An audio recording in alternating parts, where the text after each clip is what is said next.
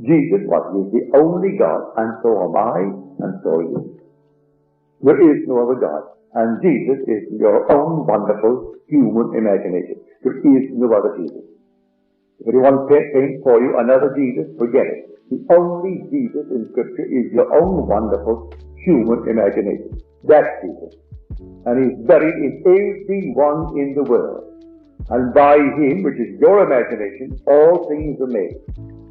And without Him, your imagination, there is nothing made that is made.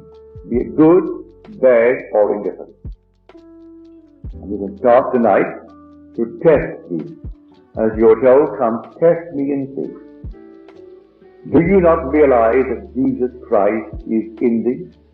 Unless, of course, you fail to meet the test. And I trust you will realize that, Paul, that we have not failed in meeting the test. Well, if He is in me, I should make every effort to find out where He is. Well, who is He? See the 19th chapter.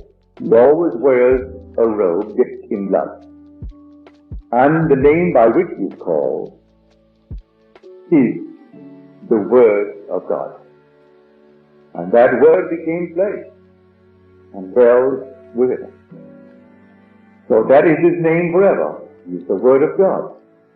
And He wears always a robe dipped in blood. Well, now you're dipped in blood.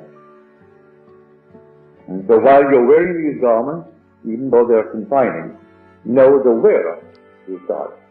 And the wearer is your own wonderful human imagination. And you take it, and not one power in the world can stop you from becoming the one you want to be. Don't blame it on the pigment of your skin, or your racial background, or anything in the world.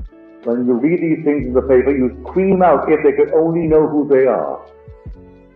If they only realize who they are.